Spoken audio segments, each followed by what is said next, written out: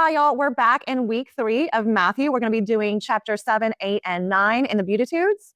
Before we jump into that, I wanted to show y'all our Romans 5:8 tumbler. This is 20 ounces stainless steel. You do have to hand wash it, but the thing I love most is the smooth edge. There's no threads around here. The threads are all on the inside. Also, it is a vacuum seal.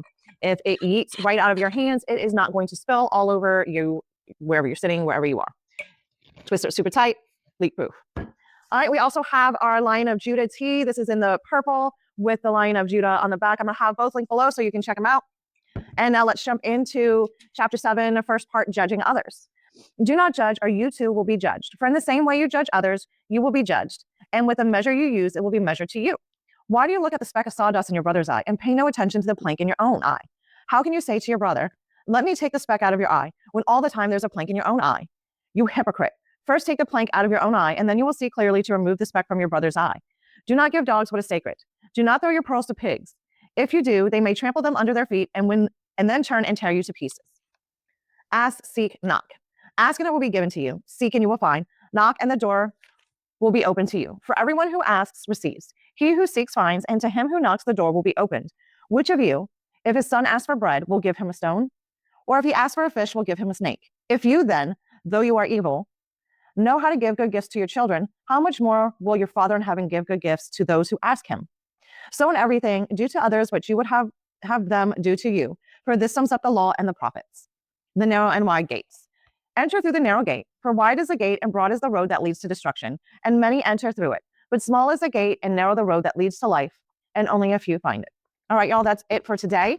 And until next time, be blessed and have a great day. Hi, y'all. We're back. It's Matthew week 3. We're jumping into chapter 7. A tree and its fruits, a fruit, the wise and foolish builders. Before we do that, we have our Lion of Judah tee and our Romans 5:8 tumbler. This is 20 ounces, stainless steel. Nice, smooth spout at the top, no threads, all the threads on the inside, which is nice for those of us who have holes in our lip. Not really, but you know what I mean. Anyways, enough of me rambling. Let's jump back into the word. I'll have these linked below. A tree and its fruit. Watch out for false prophets. They come to you in sheep's clothing, but inwardly they are ferocious wolves. By their fruit you will recognize them. Do people pick grapes from thorn bushes or figs from thistles? Likewise, every good tree bears good fruit, but a bad tree bears bad fruit. A good tree cannot bear bad fruit, and a bad tree cannot bear good fruit. Every tree that does not bear good fruit is cut down and thrown into the fire. Thus by their fruit you will recognize them.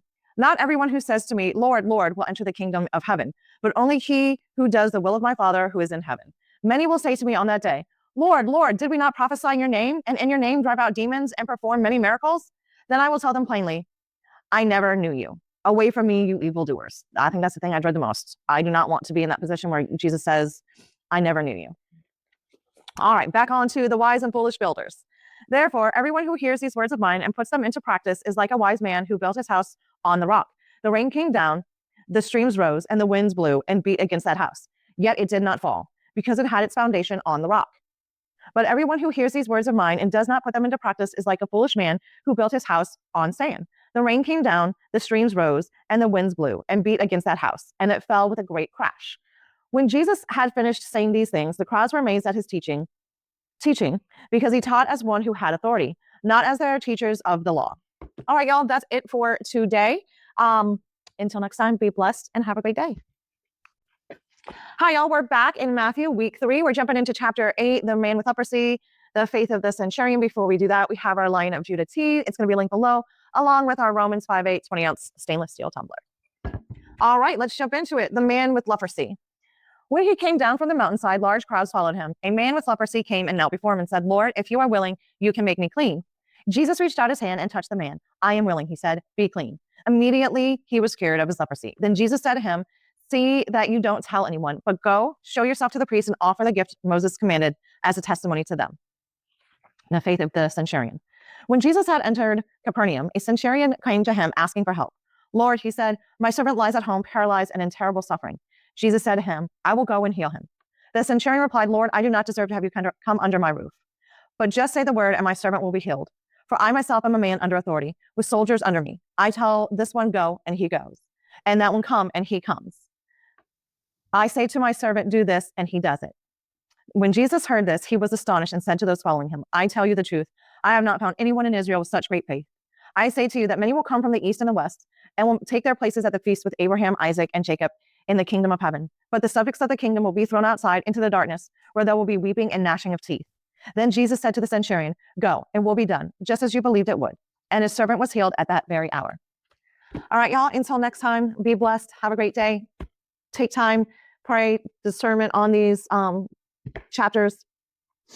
Ask, and you shall receive. Until next time. Hi, y'all. We're back in Matthew week 3. We're still in chapter 8, but we're jumping into Jesus heals many and the cost of following Jesus. Before we do that, we have our Lion of Judah tea. It's going to be linked down below. And our Romans 20-ounce tumbler, stainless steel, nice, easy to go. I have tiny hands too, so it's like a water bottle. All right, enough about me and the tumbler. Let's jump into chapter 8, Jesus heals many.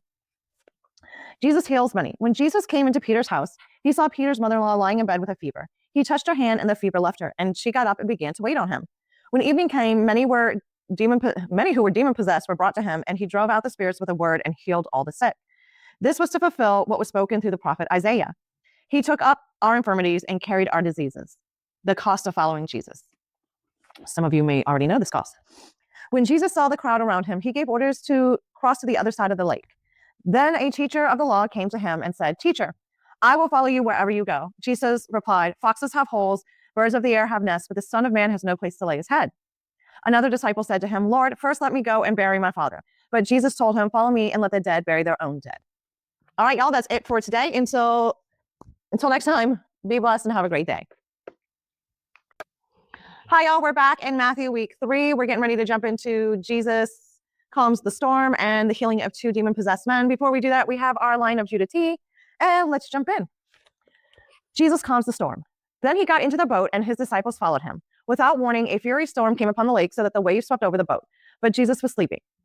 The disciples went and woke him, saying, "Lord, save us. We're going to drown." He replied, "You of little faith, why are you so afraid?" Then he got up and rebuked the winds and the waves, and it was completely calm. The men were amazed and asked, "What kind of man is this? Even the winds and the waves obey him." The healing of 2 demon-possessed men. When he arrived at the other side in the region of the Gadarenes, 2 demon-possessed men coming from the tombs met him. They were so violent that no one could pass that way. "What do you want with us, Son of God?" they shouted. "Have you come here to torture us before the appointed time?" Some distance from them, a large herd of pigs was feeding. The demons begged Jesus, "If you drive us out, send us into the herd of pigs." He said to them, "Go." So they came out and went into the pigs, and the whole herd rushed down the steep bank into the lake and died in the water. Those tending the pigs ran off, went into town, and reported all this, including what had happened to the 2 demon-possessed men. Then the whole town went out to meet Jesus, and when they saw him, they pleaded with him to leave their region. All right, y'all, that is it for today. Until next time, be blessed and have a great day. Hi, y'all. We're back in Matthew week 3. We just wrapped up chapter 8, and we're getting ready to jump into chapter 9. Jesus heals a paralytic and the calling of Matthew. Before we do that, we have our Lion of Judah tea and our Romans 5:8 tumbler. They'll be linked below, and let's jump back into chapter 9. Jesus heals a paralytic. Jesus stepped into a boat, crossed over, and came to his own town. Some men brought him a paralytic laying on a mat. When Jesus saw their faith, he said to the paralytic, "Take heart, son, your sins are forgiven." At this, some of the teachers of the law said to themselves, "This fellow is blaspheming."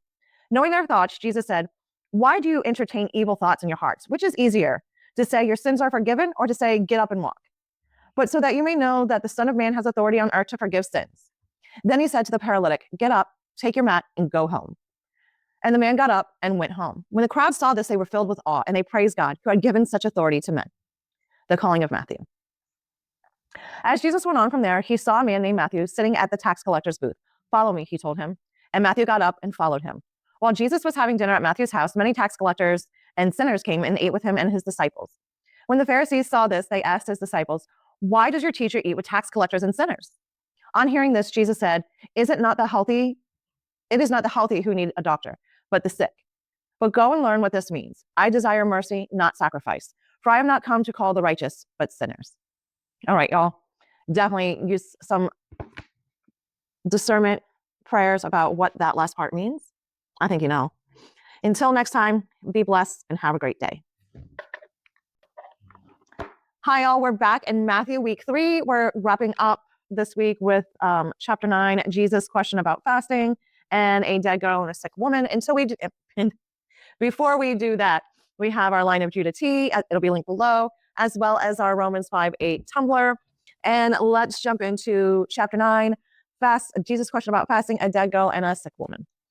Jesus' question about fasting. When then John's disciples came and asked him, how is it that we and the Pharisees fast, but your disciples do not fast? Jesus answered, how can the guests of the bridegroom mourn while he is with them? The time will come when the bridegroom will be taken from them. Then they will fast. No one sews a patch of unshrunk cloth on an old garment, for the patch will pull away from the garment, making the tear worse. Neither do men pour new wine into old wineskins. If they do, the skins will burst, the wine will run out, and the wineskins will be ruined. No, they pour new wine into new wineskins, and both are preserved. A dead girl and a sick woman.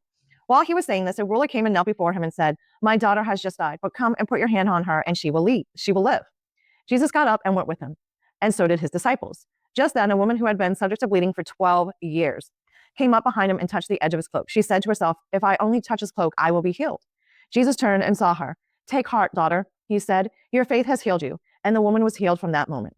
When Jesus entered the ruler's house and saw the flute players and the noisy crowd, he said, go away, the girl is not dead, but asleep. But they laughed at him. After the crowd had been put outside, he went in and took the girl by the hand, and she got up. News of this spread through all that region. All right, y'all, that is it for today. We will begin next week with the end of chapter 9.